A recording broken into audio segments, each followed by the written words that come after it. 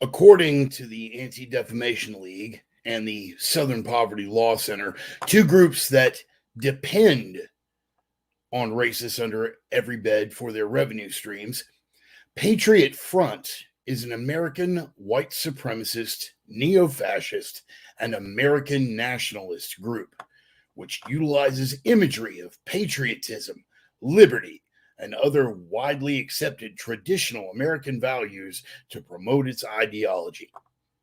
Part of the broader alt-right movement, the group split off from Vanguard America in 2017 in the aftermath of the Unite the Right rally. Leaving aside the fact that most of us had never heard of Patriot Front before the march this past weekend, I think the imagery that they are afraid of might be things like this. Because it is dangerous to be right when the government is wrong. But the more potentially volatile imagery with which they find themselves the most opposed is probably going to be this little reminder. Because the bulk of the grazer public is neither inclined to nor skilled at the act of violence. Thankfully, some men are morally opposed to violence, but they are protected by men who are not. Either way, I'd say we got a fight ahead, and I think it'd probably be a good idea to get prepared for it. The opinions expressed by the Reverend are his own and no one else's on the planet. Not friends, not foes, not supporters, not detractors, not sponsors, and certainly not employers. They've been adjudicated thought crime in all jurisdictions. Consider yourself warned. They are coming from the heart. They are guided by the mind, and they are guaranteed to choke you with a big, fat dose of the truth cock. It's time for that weekly dose, boys and girls. Welcome back to the Sunday Sermon. Sorry, running a little bit late. Some technical difficulties getting all these things set up. We got a lot of ground to cover. Let's get it started off right, man. Everybody in on the drum roll. Here we go. Nice.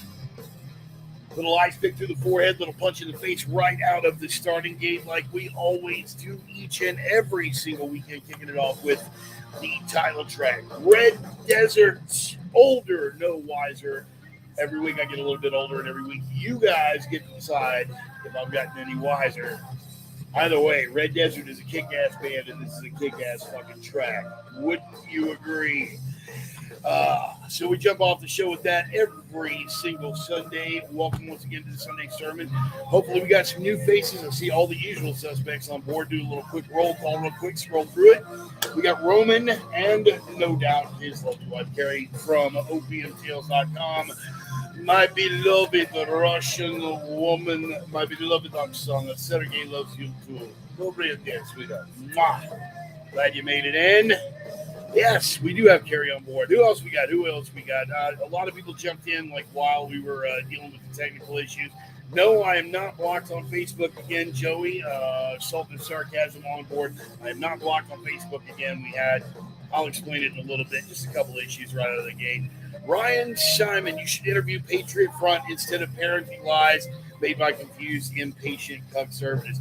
Ryan, I am putting that out there to show how ridiculous those lies are that are being parroted by the conservatives. Stick around and hear me out, and there will be an explanation forthcoming.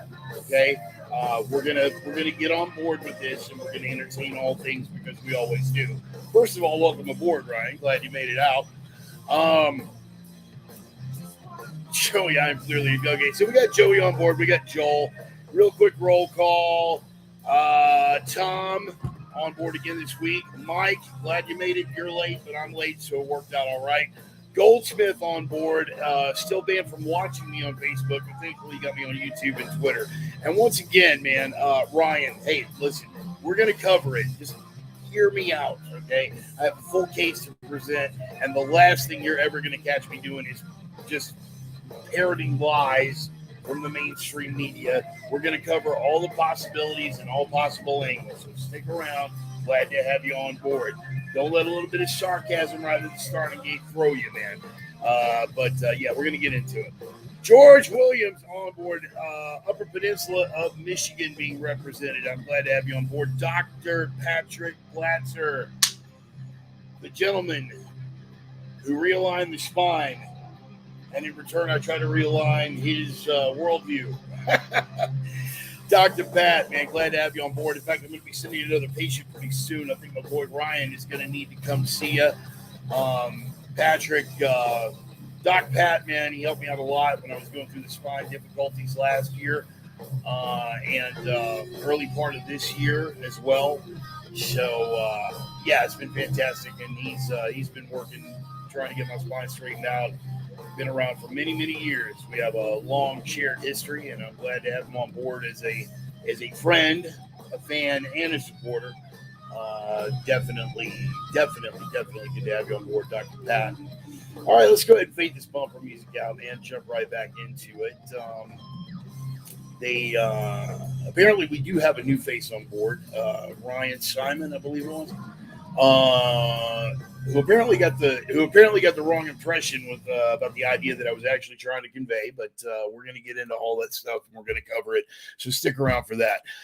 Brian Behaving Badly Miller, I have you live on my page. Oh, dude, I'm live on. Oh, wow. I'm live on Brian Miller's page. Thank you for sharing me with a larger audience, Mr. Miller. It's always a pleasure to be working with you, whether we're on the mic together or whether we're working on projects together. And now we're promoting each other's shows and stuff. So thanks for the hookup on that, Brian. I appreciate you. And of course, brother Jake. Let's go ahead and get the sponsor shout outs out of the way because we got a ton of stuff that we need to jump off into here. First off, to my Viking brothers, Casey and Dusty Tellison from Nordic Smoke Barbecue, the only legit barbecue in the inland Northwest.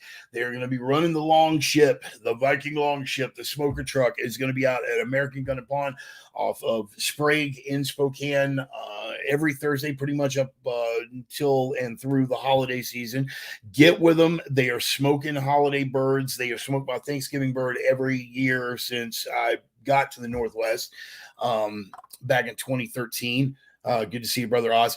And they are doing holiday birds. I'm probably going to try to talk them into a Christmas turkey this year. And we'll talk about some of the festivities, Christmas time, Yule, around the Bart Bunker. I think you guys will find that entertaining as well. So Nordic Smoke Barbecue, the only legit barbecue in the inland Northwest. And, of course, my dear friend and longtime supporter of the program, we are talking about Mr. Roman and, of course, his lovely wife, Carrie, and Roxy and Allie and the bevy of beautiful women over at opiumtales.com. You got to check them out on the opiumtales.com website now because Jack Boots Dorsey has Jack booted him off of the Twitter platform. So if you want to check it out, they are the erotic pinups and portraits people. Lucky guy gets to do paintings of beautiful naked women and follows that up with a lot of testosterone-driven commentary, and you guys know that I am all about that. So go check them out, opiumtales.com. So what do you say? We'll just we'll go ahead and jump into things. Good to see Oz. Thanks for swinging by. Again, let me run this back up here. Ryan, I hope you are still on board. You should interview Patriot Front instead of parroting lies made by confused, impotent conservatives. I would love to interview some guys from Patriot Front.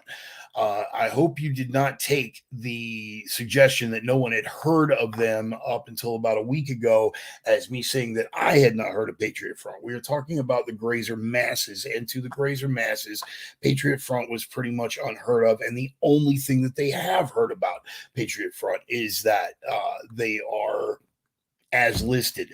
So that's basically what we're going to get into once we get into that bullet point of the program. But stick around for that. Hear me out. And good to have you on board regardless. Let's do some things real quick.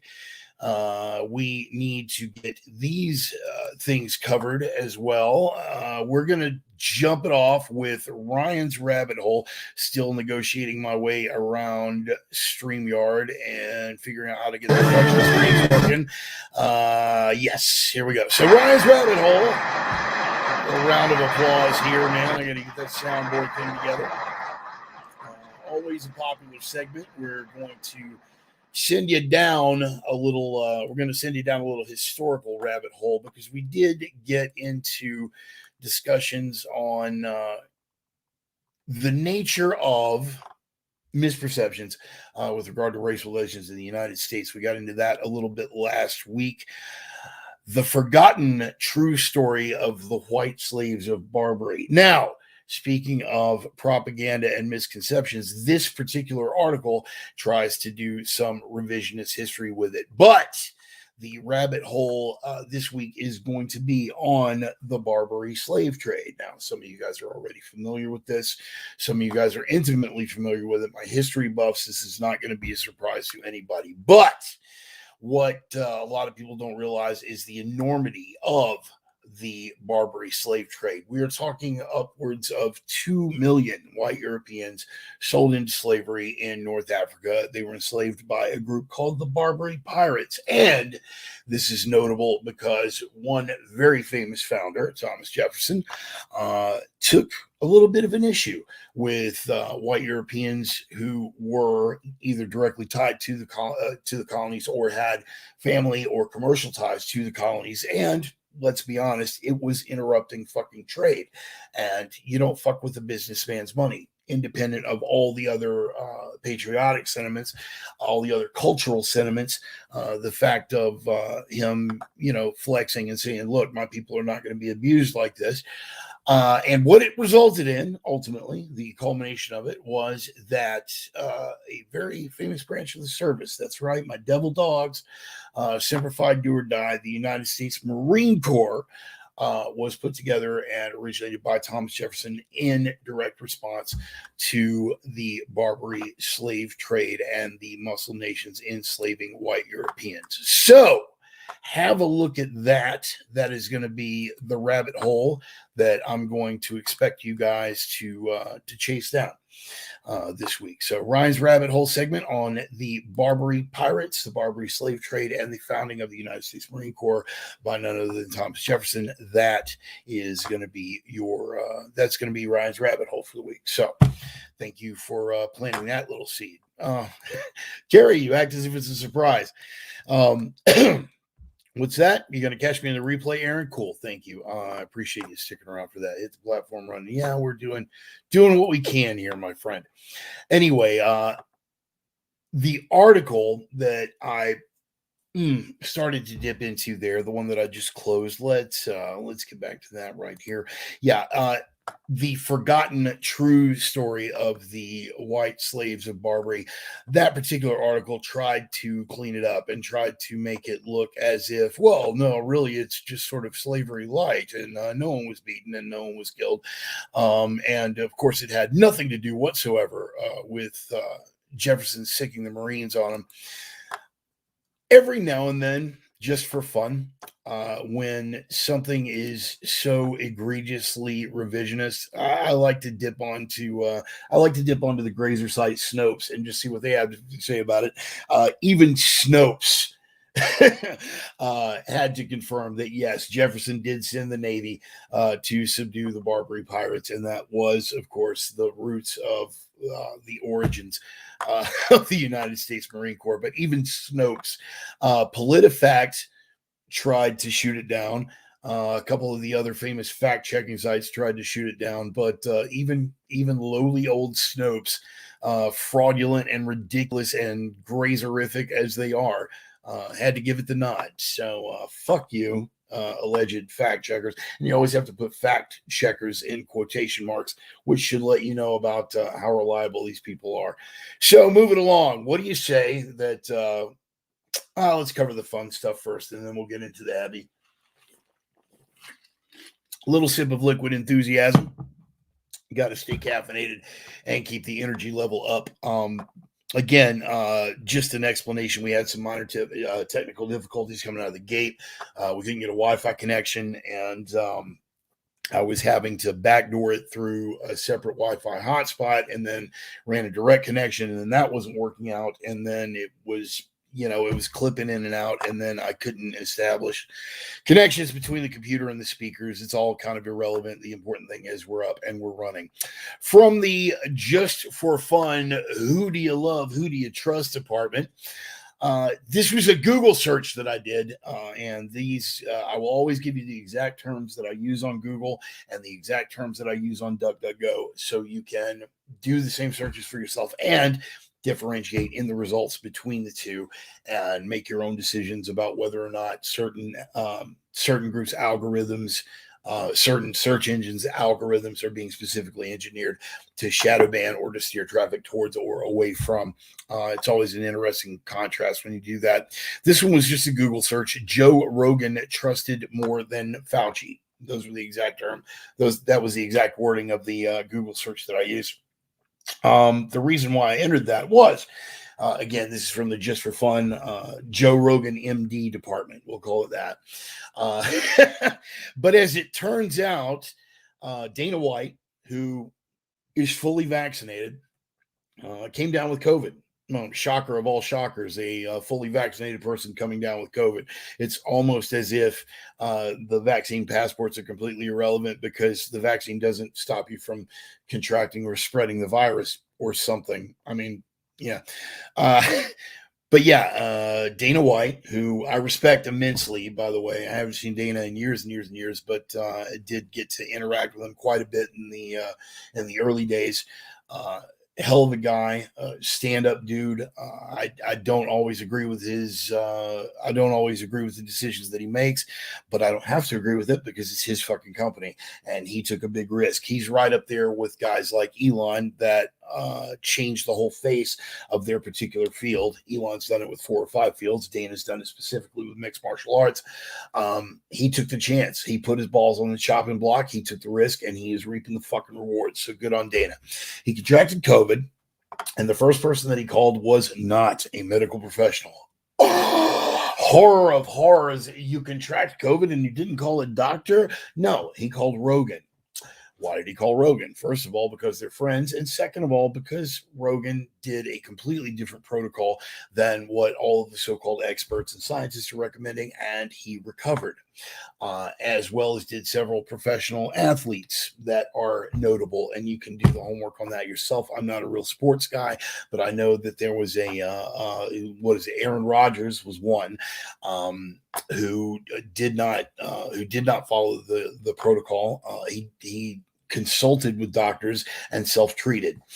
When I contracted COVID earlier this year, the COVID that went on to kill my best friend of 30 years, he literally gave me the COVID that killed him. I did not consult with doctors about what to do with treatment protocols because no matter what they would have thrown at me, I would not have trusted them anyway. I self-treated with anabolic steroids, large doses of anabolic steroids to give my own testosterone level and therefore immune system a boost. And of course, hit with heavy doses of vitamin D and, just nutritional supplementation and everything like that. But anyway, with the massive dose of steroids, I was over it in a little over 72 hours. I was asymptomatic, except for the sense of smell thing that took a couple of weeks to come back. Saul listened to everything that the doctors told him to do, and he died on a ventilator, tragically. People ask me if I feel any different about COVID now. No, I do not, because Saul was diabetic, which is one of the leading comorbidities with regard to dying of COVID. And the fact of my best friend of 30 years dying is emotionally devastating, but it does not change the numbers. Roundabout way. Sorry, I went off down Tangent Street for a minute. Dana contracted it. He did not consult with the doctors. He consulted with Rogan. Why? Because Rogan had self-treated under a doctor's advice outside of the standard medical protocols. He used ivermectin, monoclonal antibodies, azithromycin, basically Z-Pak and hydroxychloroquine, some other things. He followed the Rogan protocol, and lo and behold, wow, he's better. He didn't get sicker. He didn't die. Now keep in mind, Dana White is also in very good shape, as is Rogan. But now Rogan As it turns out, several polls have gone and found out that people trust Rogan's protocol more than Dr. Anthony Fauci, who we are told Saint Fauci of the cult of COVID is the irrefutable, number one and only authority on COVID. People are now flooding doctors' offices demanding to be treated with, and I quote, the Joe Rogan protocol. I think it's beautiful. I believe that is as beautiful as the grazer horde thinks it is terrifying. Oh my God, they're taking the advice of someone who isn't a doctor. I have one question and one question only. Does it fucking work? And in case after case, and now coming out, even though they've done their best to suppress the study, in study after study, the hydroxychloroquine protocols, the ivermectin protocols, definitely the monoclonal antibodies are all working. They're working as treatment. Why are they so hell-bent on a vax instead of fucking treatment? It's almost as if Pfizer dollars are behind this whole fucking thing. So yes, Joe Rogan MD, apparently they are flooding doctors' offices demanding to be treated with the Joe Rogan protocol. So I did the Google search. These were the results that came back. Sanjay Gupta, first result. Sanjay Gupta, why Joe Rogan and I sat down and talked, which is an article, again, revisionist history. When he was in front of Rogan, he said, yeah, my network lied. And then he got back in front of Don Lemon and said, no, we were totally correct. Why some Americans trust Joe Rogan more than Dr. Anthony Fauci, quarterback Aaron Rodgers, for instance. That was from Deseret.com, which I believe is connected to the LDS Church. I could be wrong about that. But again, that is an article that goes into how the media and Dr. Fauci's being wrong on literally every goddamn thing since the start of this pandemic has basically cost him all of his credibility. But the third one down was from Newsweek. Anthony Fauci versus Joe Rogan. Poll reveals that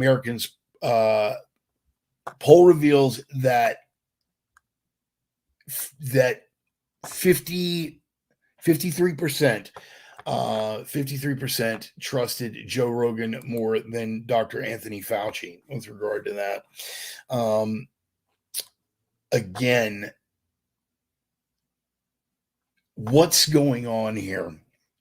And the reason why it is so terrifying to the grazer horde is that they have lost control of the narrative. Once upon a time, when us old people were young, we were the remote control. There were 3 major networks, and we had to get up and turn a dial to change the channel. It was very, very easy when people only had 3 major sources of information. It was the television news or the newspapers. And when you only had 1 local newspaper and 3 major television networks, it was a lot easier to keep the narrative under control. You ran with a story, and as long as you controlled those 3 outlets, you controlled the perception, and therefore you controlled people's reality. We have hashed this and rehashed it Sunday after Sunday, but they're completely losing control of it now. Not only do people have the option to look elsewhere, but people now have the inclination to look elsewhere, because you can only get popped shifting the goalposts and lying to people so many times before it gets to the point where if Brian Stelter or Dr. Fauci himself tells me that the sky is blue, I'm still probably sticking my head out the window to check. The credibility is gone.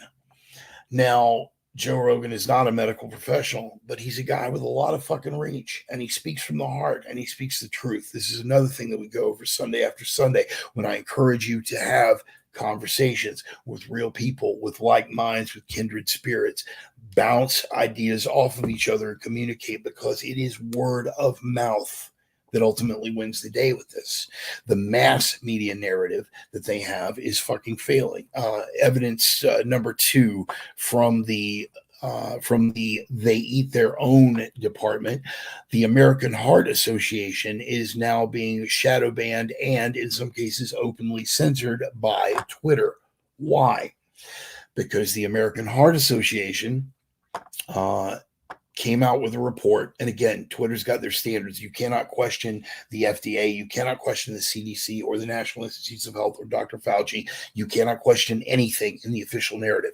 And the official narrative is that the vaccines are 100% safe, effective, and completely efficacious.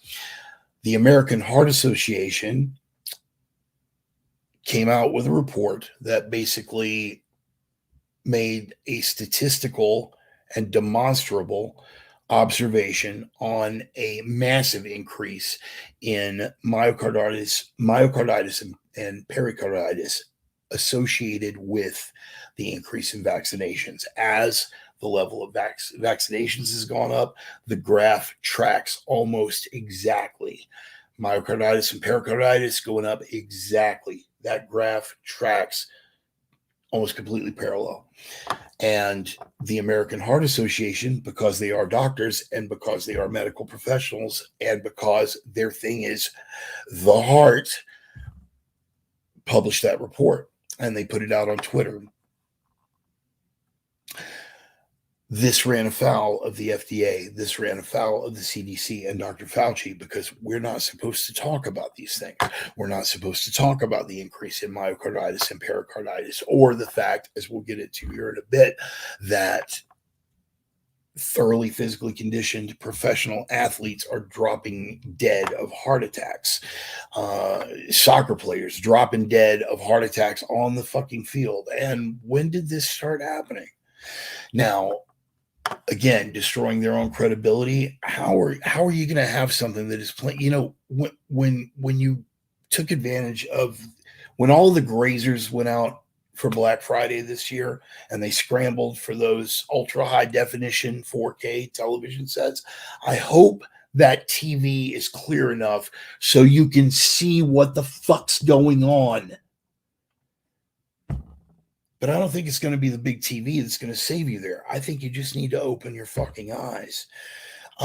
Professional athletes, thoroughly conditioned professional athletes are dropping dead of fucking heart attacks right after the leagues that they're playing for are mandating the vaccines. Wow.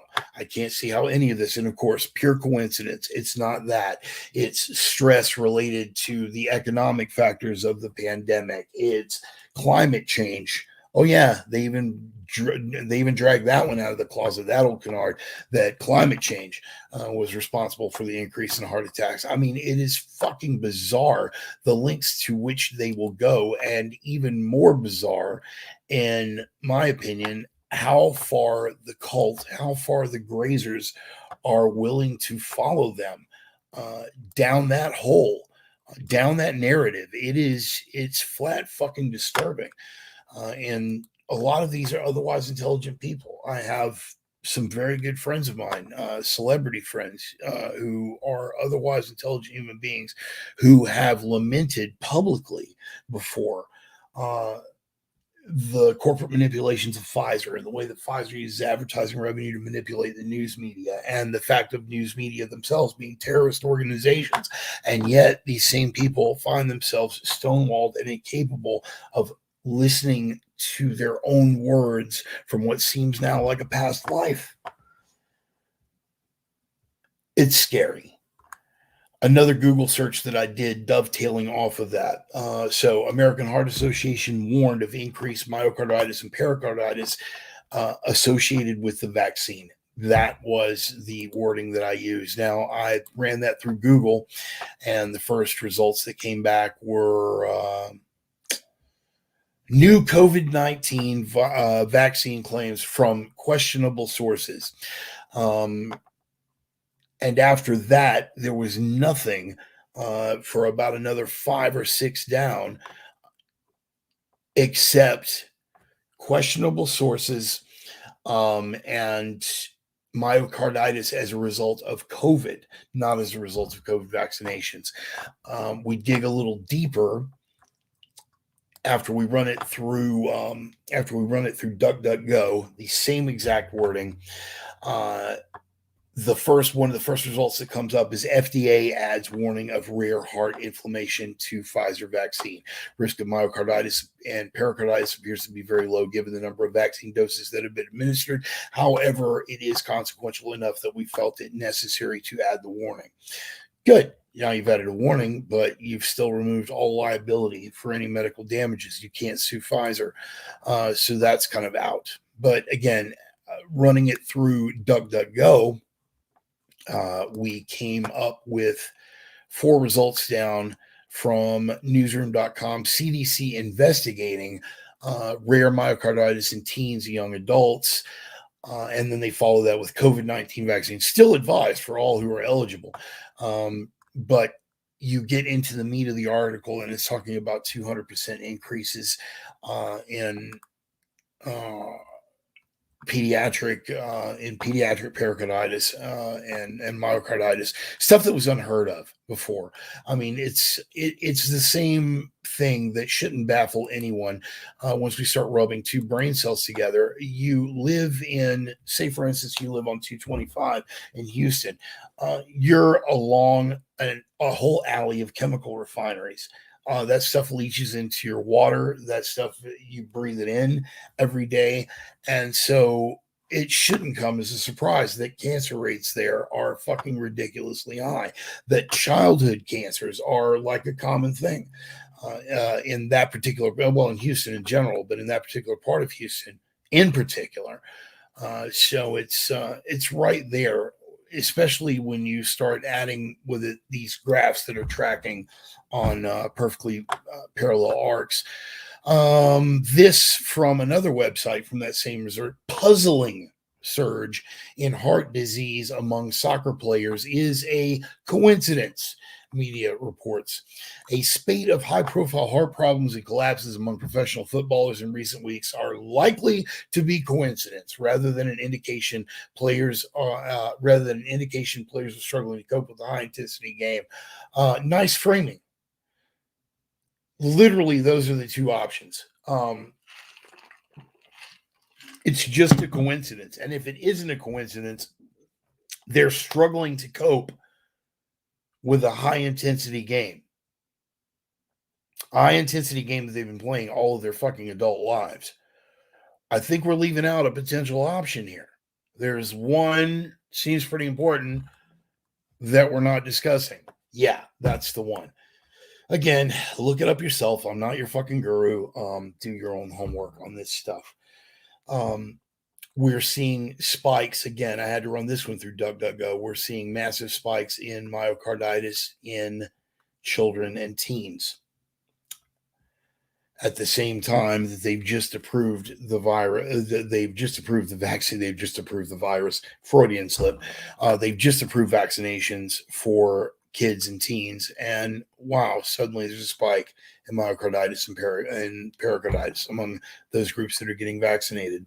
It's almost as if, once again, you do a little digging, it's almost as if the minute the vaccine gets approved for a group of people or mandated for a group of people, suddenly there's a massive increase in pericarditis, myocarditis in that specific group. Professional athletes, that soccer league mandates their soccer players be vaccinated, big spike in heart attacks. The FDA reluctantly gives approval for, 5 to 11-year-olds to be vaccinated, and suddenly we're seeing an increase in cardiac symptoms in that age group. This is without exception, people. Again, the data will follow. The truth will out ultimately. So the thought of engaging with any of these people at this point, they're not going to be dissuaded. It's utterly ridiculous. Case in point, the Omicron variant, the newest scary variant to come down the pike. And again, this is the last thing that I'm going to deal with regard to the pandemic on this particular sermon, because we've beaten it to death, and there's nothing that needs to be said to the people that can be reached, and there's nothing that can be said to the people who choose to remain willfully blind. This is where we're at. Again, perception controlling reality. And when we get into the closing bullet points about some of the psychological studies, madness of crowds, compliance, things like that, none of these things will come as a big secret to any of you how this works. The Omicron variant was discovered in South Africa. It is now spread to 38 nations. This is what you will hear. These are the bullet points that you will hear from the mainstream media. It's in 38 countries. It made it to the United States. It's in 17 states now. Panic, panic, panic. Total body count for the Omicron variant. Anybody? Anybody want to take a guess?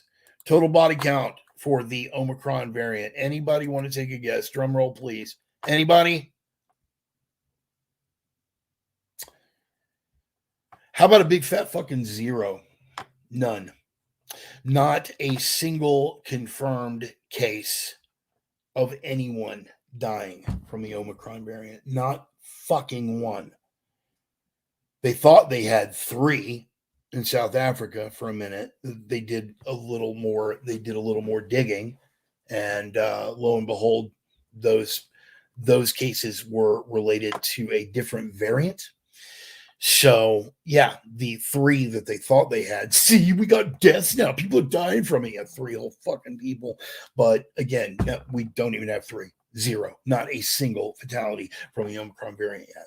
Present in 38 countries. Present in, what was it, 17 states, I believe? Not a single fucking death. Seems to me like that would be good news. Seems to me like that would be the ideal thing if we were indeed trying to reach herd immunity. As we discussed last week, what is the tendency with viruses as they evolve, as they fucking mutate? They become more contagious and they become less lethal because virus is life.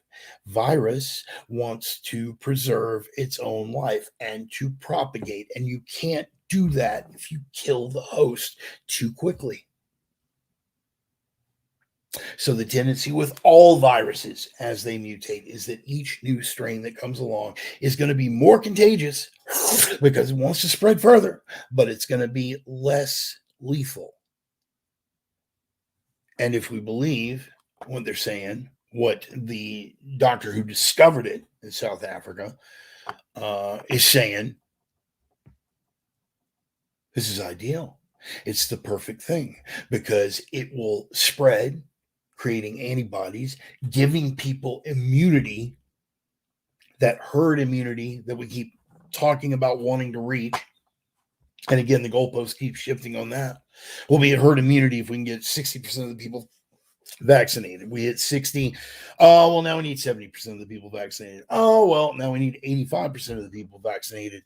Oh, well, cool. Well, we hit 85% of the U.S. population has had to. Oh, yeah. Well, that first shot wasn't enough. We're going to need a second shot. Oh, okay. So we'll take the second shot. Yeah, it turns out that wasn't the trick either. So we're going to need a booster. On and on and on and on and on.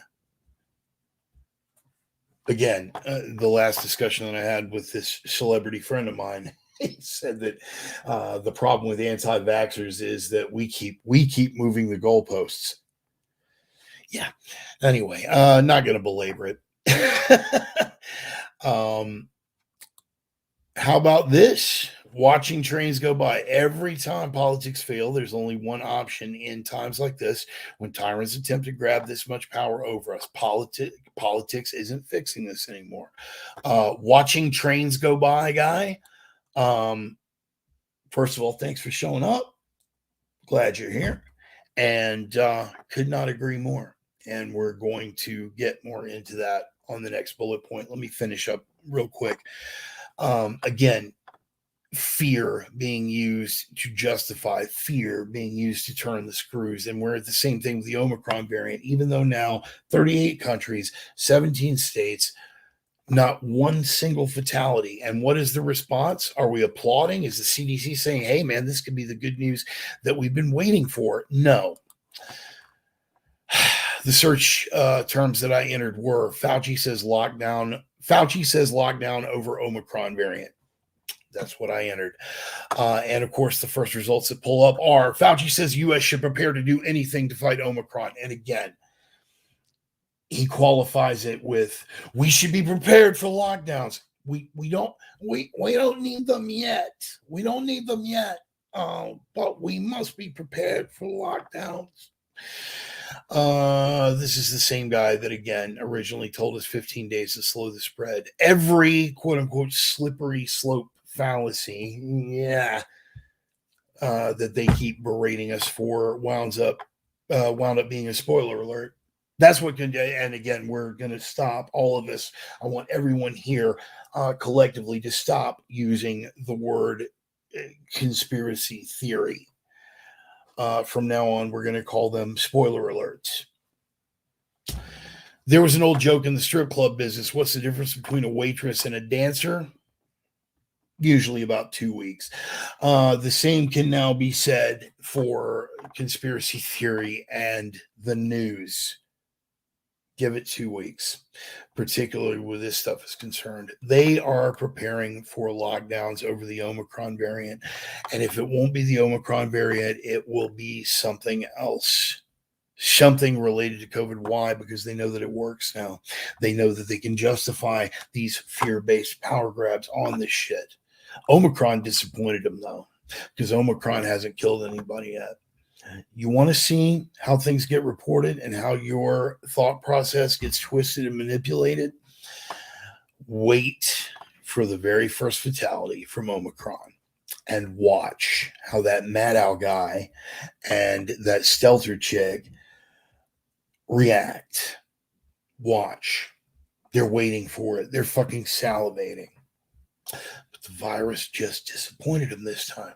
The Omicron variant, just like everything else, wound up being a big disappointment. Another catastrophe cock tease. Another apocalyptic letdown. Especially for guys like me that really have been praying for a world ender. Airborne Marburg, something. Some kind of airborne filovirus. The Reverend Bart drinking game. Every time he uses the words airborne and filovirus in the same sentence, you got to take a shot. That's where we're at. Omicron, 38 countries, 17 states, and it's killed fucking no one. And yet, they will attempt, as they already are, to push the fear factor. Well, it hasn't killed anyone yet, but we can't be too careful. You're ready for another power grab, guys. It'll never stop. And watching trains go by, guy, you had it right. Politics are not going to fucking fix this. They're not. What is? I'll leave that to your own speculation. So let's get on with some more relevant stuff that we actually need to cover, and hopefully the other Ryan is still here, because I want to jump into this Patriot Front thing. This was the wording that I used for Google on this one. Very simple. Patriot Front March DC. Patriot Front March DC. Simple enough. Unbiased. Not seeking any particular answer. Just Patriot Front March DC. That's it. And these are the results.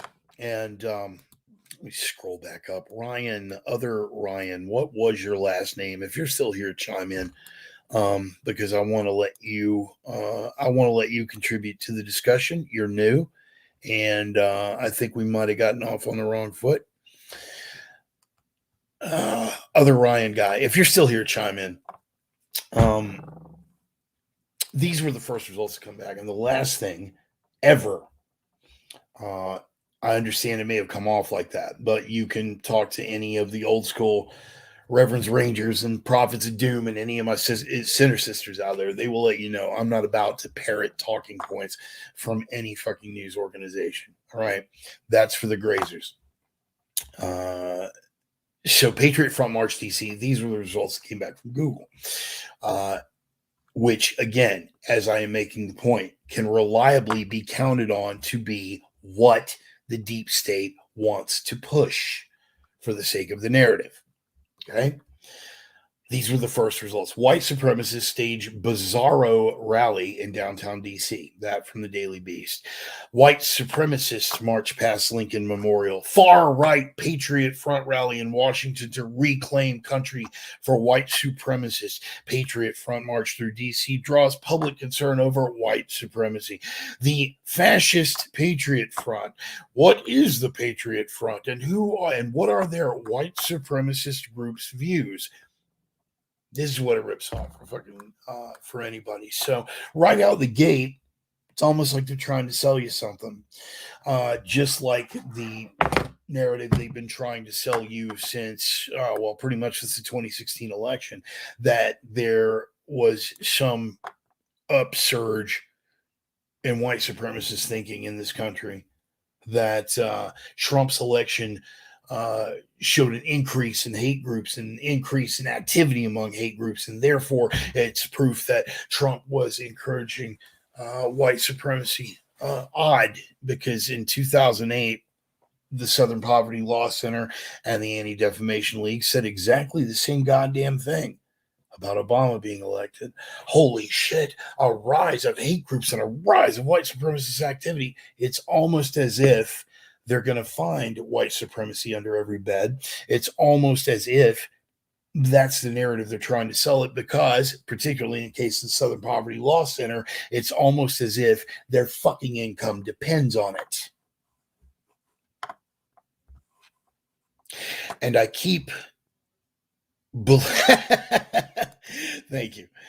I keep belaboring the point with regard to the Southern Poverty Law Center for one main reason in particular. First of all, fuck the SPLC. But for this reason in particular, they are the first extrajudicial use of such an organization to do work that the FBI cannot.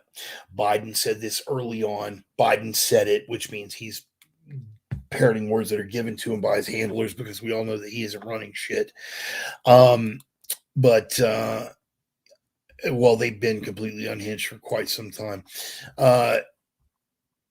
Biden said early on that we are going to use the private sector to do things for the sake of law enforcement that we cannot constitutionally do for ourselves. In other words, they are going to be kicking down money, your money, tax money, to the SPLC to function as a de facto FBI undercover operation to infiltrate so-called white supremacy groups. And again, like we found out from the Gretchen Whitmer so-called kidnapping plot, 2/3 of the people that were in the group that were putting together this so-called plot were fucking informants. At one point in the 1960s, at the height of COINTELPRO, and you can go back and find this out for yourselves, that regionally, over, I think it was either 2/3 or 3/4 of the country, the so-called white supremacist groups that existed then, the FBI did some auditing, and it found out that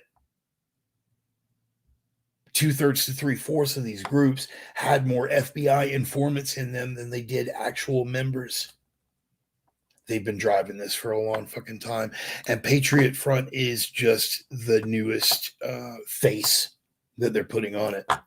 But speaking of faces that they want to put on it, hi guys, and I'm glad you made it in. I hope the weekend was very productive. This is the latest faces they're putting on it. But speaking of faces that they're putting on it, nobody showed their faces this weekend. And I've got a few issues because, again, Ryan up here, good goodness, what was your last name, sir? There you are, Ryan Simon. God bless Patriot Front. Okay, cool, Ryan. You are still here. Good. The actual Patriot Front. These were the things that we were supposed to be terrified of, that they were chanting over the course of this march. Let me see where, because I had it bookmarked. Here we go. You ready? Life, liberty, victory. Life, liberty, victory. Life, liberty, victory!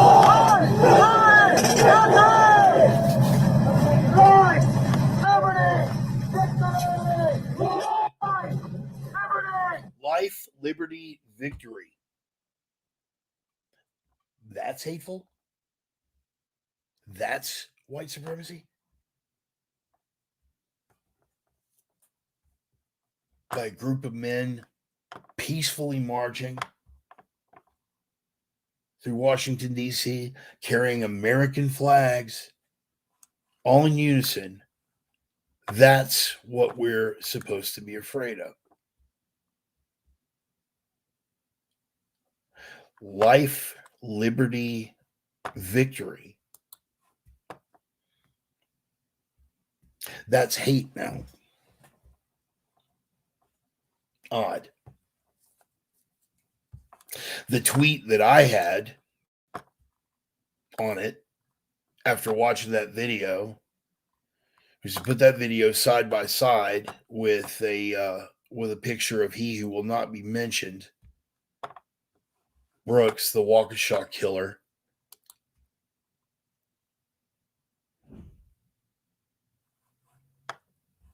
That wasn't a human being. That was a red SUV that drove through a fucking Christmas parade, killing elderly people and children.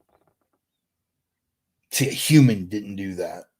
A red SUV did it. And if a human happened to be at the helm of that SUV, he certainly wasn't hateful. He was misunderstood. He was failed by the system. He was any number of things. And he certainly wasn't black.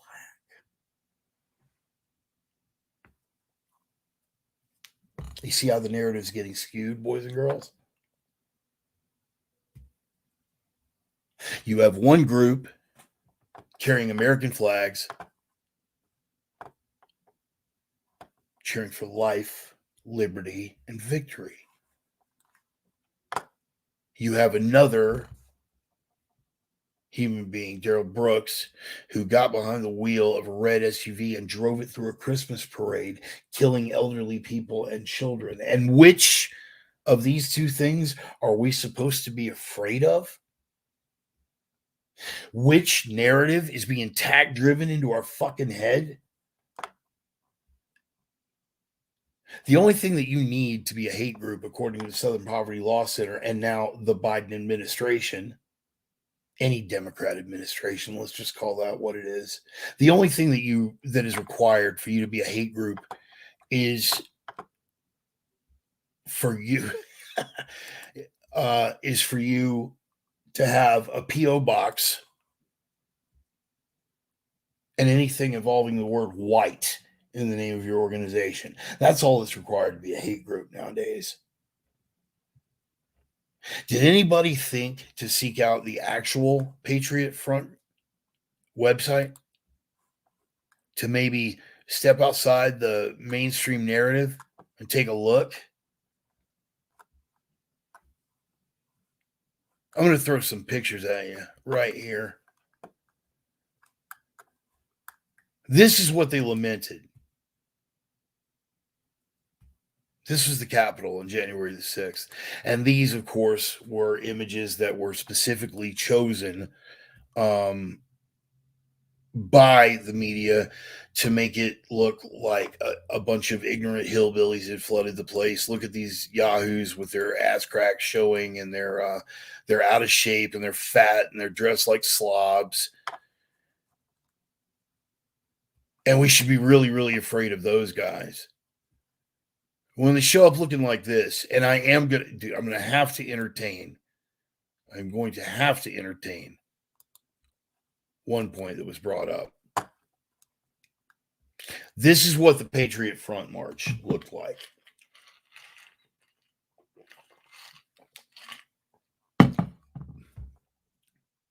These were the people that showed up for the Patriot Front March. In shape. Matching clothes. Right down to the shoes in some cases. Peaceful. In formation. Shields all together and matching. Now, I'm going to make one statement on this because I have to. In the interest of honesty, it's got to be covered because a lot of people have brought up the fact that all of these people had their faces covered and that there was almost too much uniformity to the march. What they are suggesting is that this march was a false flag event. I'm not entirely sold on that theory. I don't doubt that there were federal agents in the crowd because they infiltrate. They're everywhere. They were among the January 6th crowd, too.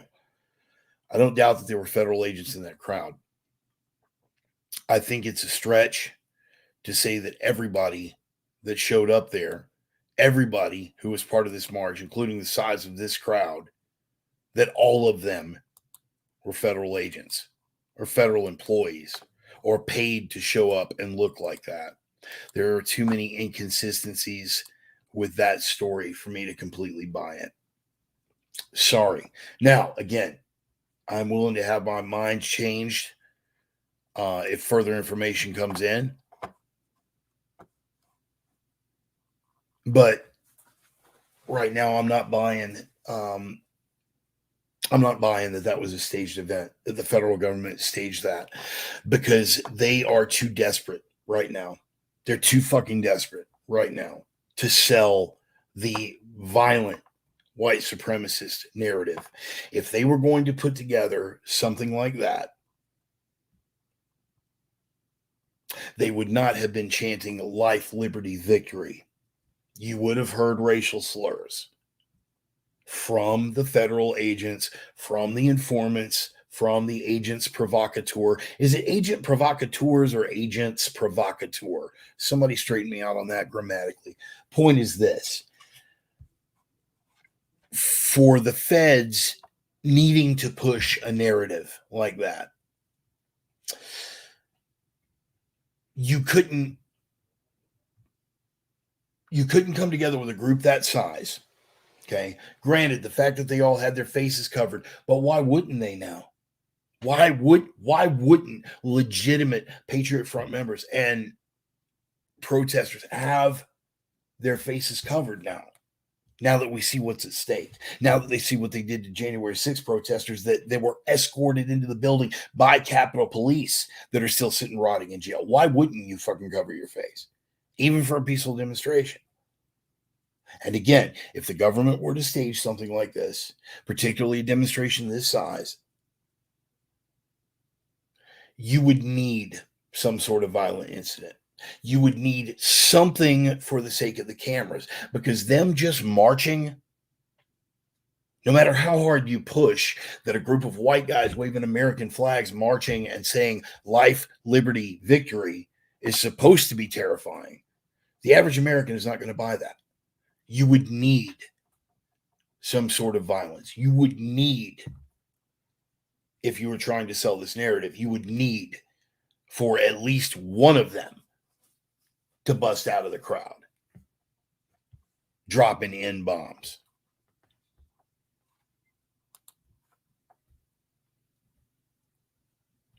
Where the Proud Boys just stolen Fred Perry's. That's good, Ryan. I like that. And again, Brian making a good observation here. Most of the people charged for January 6th are charged with federal criminal trespass. How? It's the people's house. Agreed. Different road. I don't want to go too far down that tangent right now, Brian. But again, I don't buy that this was. I don't doubt that there were federal agents present. There always are. With regard to groups like this, demonstrations like that, there's always going to be federal agents present, infiltrators, informants. But I don't think that the feds put this entire fucking thing together. It's too much trouble and too big a demonstration to go through all of that to sell a fear narrative if you're going to have it end peacefully.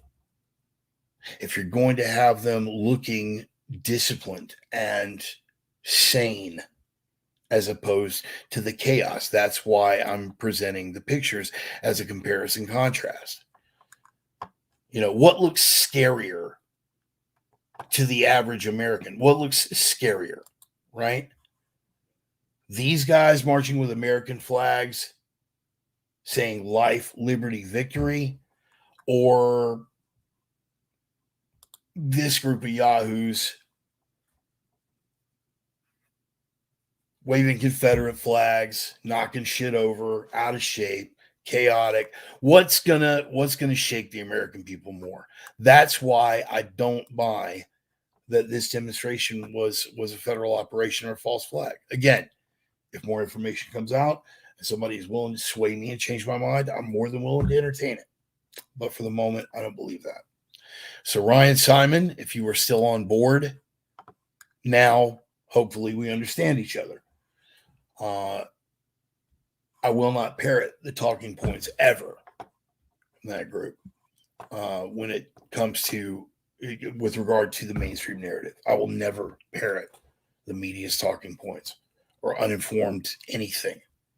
I will take the time to figure something out before I form an opinion on it. And once I've formed an opinion, that opinion can change based on new information. That is what it is to be a principled person, first of all, a critical thinker, second, and an intellect. You have to be able to adapt your view on a particular thing based on the new information as it comes in. With regard to what Ryan Simon said earlier, God bless Patriot Front. I wish I could find that damn comment. Scrolling. Where are you, man? Where are you? I'm with you, man. I'm absolutely with you on that.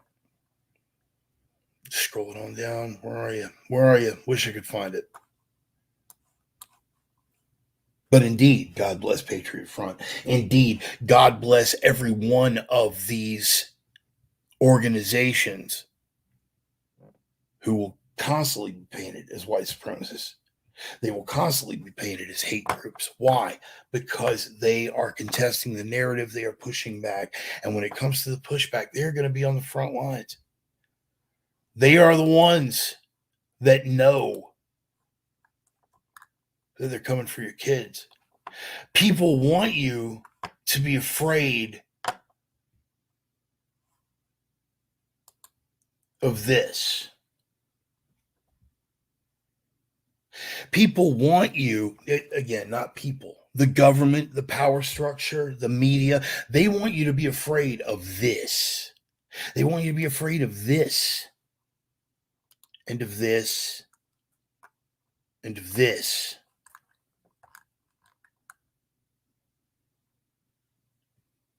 But to be completely unaffected by this.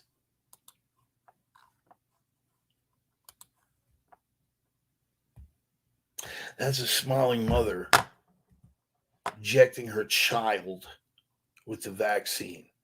Good little grazer. Good little obedient grazer doing what she's told. And that child is terrified. Child's terrified because he's being stuck with a needle. Every child is going to be terrified of being stuck with a needle. But if this child had the wherewithal to know the full implications of what his mother, his own mother, is doing to him right now,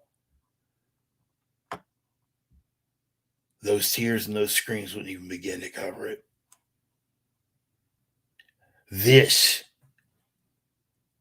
is the kind of shit that hits me in my gut. They want this to elicit a visceral reaction when they're talking about life and when they're talking about liberty and victory. Life and liberty being the key two factors. They want people to react viscerally to that and be afraid. But you see something like this and think, yeah, that's solid parenting. That's a good American right there. These people, domestic terrorists, white supremacists. These people, definitely white supremacists. This woman, solid parent. You want to see how sick we've gotten? This is a tweet. Whether or not it's even real, just the prospect of somebody thinking this was funny or cute. Toddlers make the best face covering enforcement officers on trains. Daddy, that man doesn't have a mask on. He's breathing virus all over me. Man embarrassedly puts mask on. Toddler happy. How do you think that would have worked out on my train?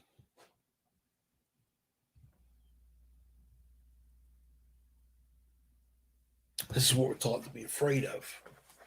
We're taught to be afraid of patriots. We're taught to be afraid of people who hold the values of Western civilization, a civilization that this complexion, that this blood and this ancestry created. We're taught to fear that and hate it and apologize for it. Well, degenerates like this seek to undermine our own people from within are supposed to be lauded. What did we say about David Lane last week, huh? What did we say was in the precepts? It is not constructive to hate those of other races. It is not constructive to hate those of mixed race. One must hate with a pure and perfect hatred the members of one's own race who seek to undermine and destroy it from within.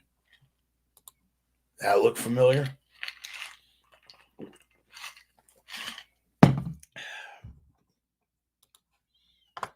But it's easy to sell degeneracy.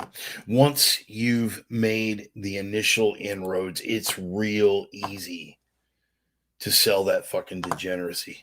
You can sell it on the basis of anything now. They don't even have to try anymore. How about this one? If you're in a state where hurricanes often strike, like Florida or the Gulf Coast or into Texas, a vital part of preparing for hurricane season is to get vaccinated now. You can sell it on that basis. Everything's about getting vaccinated. Getting vaccinated is going to stop fucking hurricanes. Getting vaccinated is going to save your child, who was never at risk in the first place.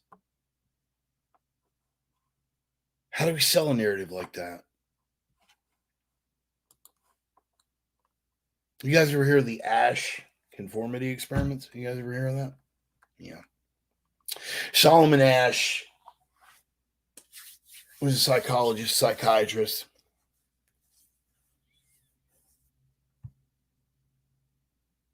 And the experiments were based on the strength of people wanting to conform, people wanting to be members of the in group as opposed to the out group. And he brought people in.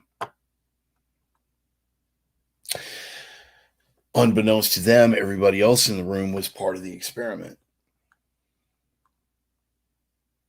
But he had these participants answer questions. This was the procedure of the experiment. And it was things like comparing the lengths of lines, which one of these lines is longest, one here, one here, one here. Which one of these lines is longest? Everybody else in the room was in on it. Sometimes the correct answer was painfully obvious, huge discrepancy in the length of those lines.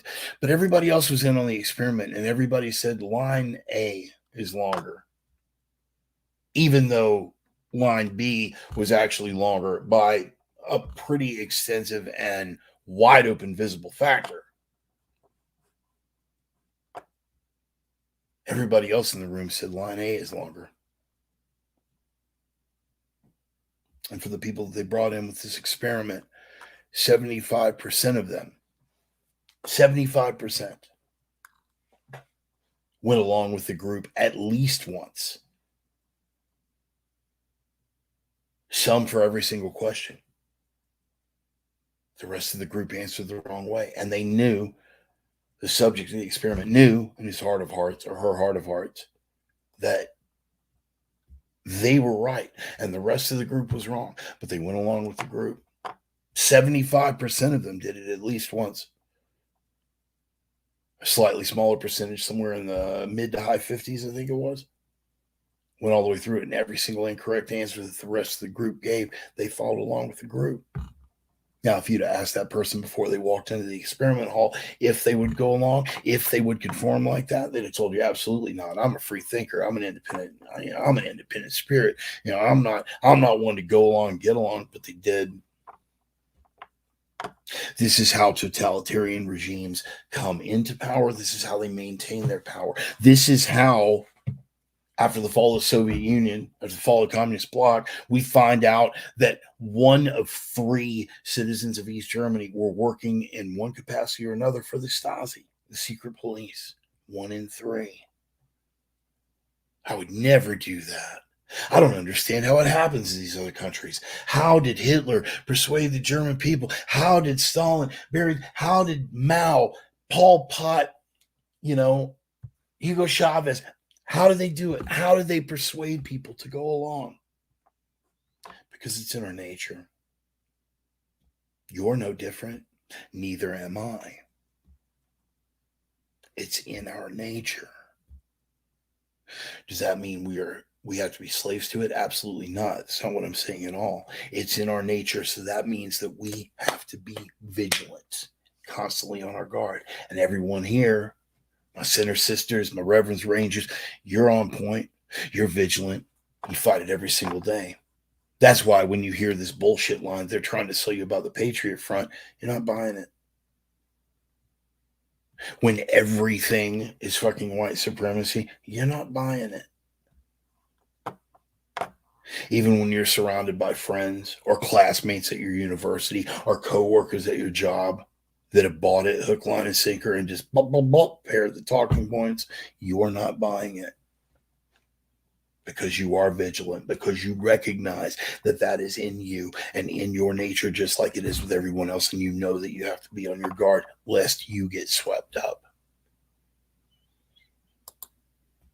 Those are the Ash experiments.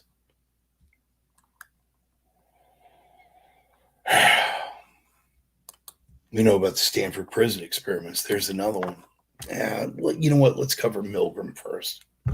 Milgram, Stanley Milgram, Stanford University. He did a set of experiments. You guys may be familiar with this. Peter Gabriel did a song about it. We do what we're told. You want to talk about the power of conformity. You want to talk about imagined authority and how it can sway people. We were joking about it earlier, people trusting Joe Rogan more than Anthony Fauci, but actually it's a pretty fucking powerful statement because Fauci is the quote unquote authority. And what is his authority derived from? Basically a lab coat and a clipboard. You want to know what you can make people do with a lab coat and a clipboard? Stanley Milgram wanted to find out. He wanted to know how it had been done in Germany. He wanted to know how it had been done in the Soviet Union. So he put together an experiment and he brought people in. And on the other side of the wall, there was a person hooked up to electrical cables. And on this side of the wall, you had the subject of the experiment. And every time the guy on the other side of the wall gave you an incorrect answer, you had to flip a switch and it would administer a mild electric shock. And as they kept giving wrong answers, the shocks got stronger and stronger and stronger and stronger into a yellow zone and eventually into a red zone. And that red zone said danger, risk of death. The only thing that the experimenter was allowed to say to the subject was, the experiment requires that you continue. He didn't have a badge. He didn't have a gun. He didn't even have a big stick or a big medical diploma on the wall. He had a lab coat and a clipboard. And the only thing that he was allowed to say to the subjects were, the experiment requires that you continue. And as they would work their way up the switches, the guy on the other side would scream louder and louder. God, please stop. This hurts. You've got to get me out of here. Jesus Christ, you're going to kill me, man. Please stop. Please stop.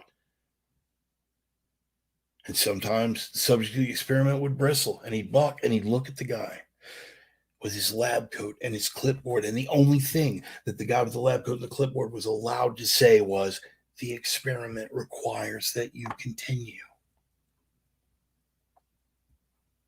Yeah, I know.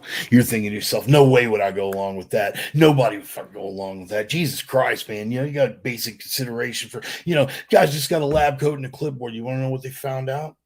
These were the results.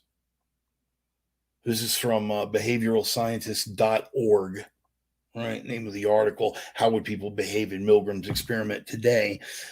You can look that up. It's an interesting read. But right now, I just want to give you the results. How many people would actually go along with it? How far would you push it when you've got another human being on the other side of that wall screaming at you that you're killing him, begging you to stop? And the only thing you have on this side of the wall is a guy in a lab coat with a clipboard saying, the experiment requires that you continue. Surely these people would stop, wouldn't they? Here's the good news before I give you the results. The guy on the other side of the wall, he wasn't actually being shocked. He was an actor. He was part of the experiment. But the person throwing those switches didn't know that. And the person throwing those switches, it says in the article, Milgram was horrified by the results of the experiment. In the remote condition version of the experiment described above, you ready for this? 65% of the subjects, 26 out of 40, 65% of the subjects continued to inflict shock right up to the 450 volt level, despite the learner's screams, protests, and at the 330 volt level, disturbing silence. Yeah, as we're going across, the switches go all the way up to 450 volts. And after you get past 330 volts, where they're screaming, once you get to the next switch and you throw it, there's no sound at all. The man on the other side of that wall is dead. And even with the subjects being dead, once participants had reached that 330 volt mark, they continued. It was silence. The guy's not answering questions anymore. Do you follow me? The lab coat and the clipboard. He asked the guy another question. The guy doesn't respond. And he looks at the subject and he says, we have to count that as an incorrect answer. The experiment requires that you continue. And after these people on this side of the wall, ordinary people that you walk among, that you work with, that you learn from, that might be your family, it might be your friends, ordinary everyday people continued to shock what they thought was a dead body. Why? Because they threatened their family? Because they had a gun to your head? No. Because the guy had a lab coat and a clipboard. And he told you that the experiment requires that you continue. Is that a fact, huh?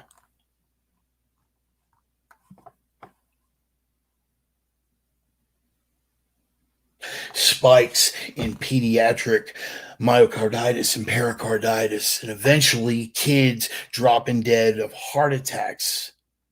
Little kids dropping dead of heart attacks. How could you do this to your child? The experiment requires that you continue. Some cocksucker in a lab coat and a clipboard in a city you've never been to, who you've never met, tells you that the experiment requires that you continue. So line up for your jab and bring the kids. Safe and effective for them too now.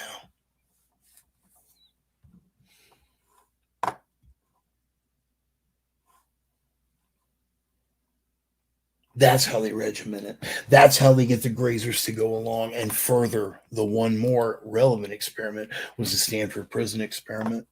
I won't bore you to tears with it. You can actually look up. There's a pretty good film. It's a docudrama, but it's based fairly close to how the actual experiment rolled. The Stanford prison experiment.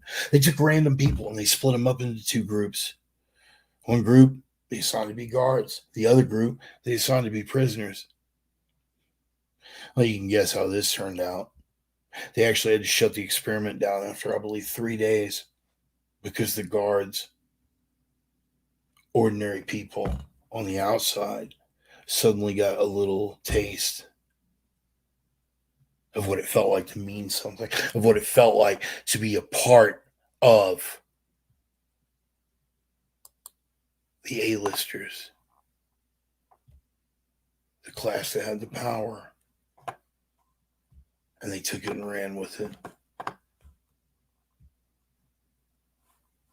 I can't imagine any comparisons like that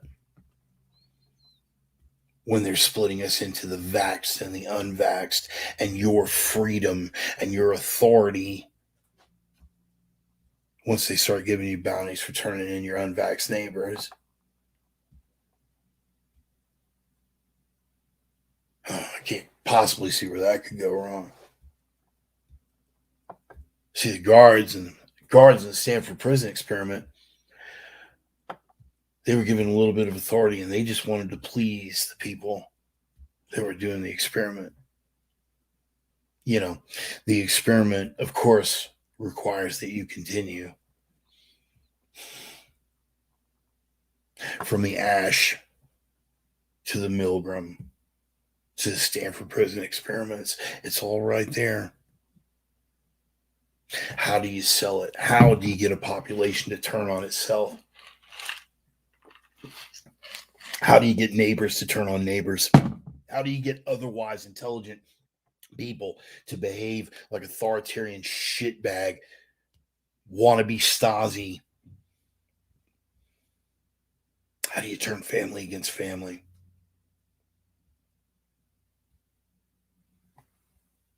You put the government at the top of your pantheon and you promise one group that if they just go along, and you won't have to pick them out, they'll quickly show themselves. They'll step out of the crowd to show you just how good they can be for you, massa. I'll take the jab. I'll shuffle them coon for you a little bit.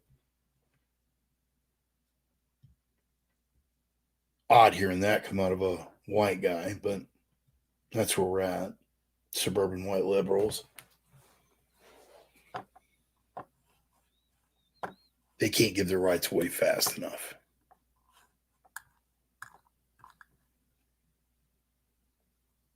But here's what we don't do around here, boys and girls. We don't do black pills. We're up against it now. It's dark. Real fucking dark. But they're having the pushback. The courts are striking them down. The people are refusing. The employers are refusing. Massive demonstrations all over the fucking world now.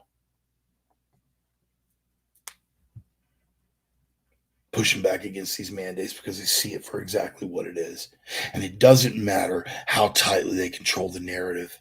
It doesn't matter how much they want to push the fear of the very organizations that are looking to save not just themselves, but you. So they don't understand. They think that their compliance is going to save their lives. They think that their compliance is going to get their freedoms back. When in fact, it's these very guys from organizations like Patriot Front and the 3%ers that are looking to save you too, Grazer. They won't figure it out until it's too late. But we've already figured it out, and we're pushing back. And Ryan was absolutely right. God bless the Patriot Front.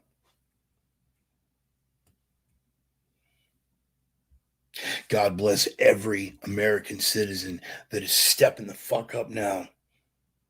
You remember that one picture, famous picture that they've made all the memes out of, where it's a whole group of people. It's a picture from the 1930s, and everybody's got their stiff arm salute. And you got the one guy standing there with his arms folded. Everybody thinks they're that guy. The quote-unquote resistance thinks they're that guy. The Antifa maggots, the BLM miscreants, they all think they're that guy. They're not. But you're not going to convince them. You're not going to convince them, and I don't have to convince you. We're already on the same page. We see the path that lies ahead. We see the fight that we're going to have to be prepared for. And we're preparing.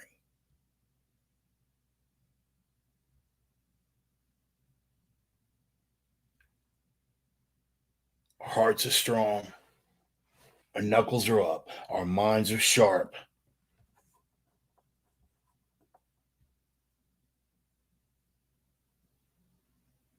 And our will is unfucking stoppable. The people who seek to impose this on us,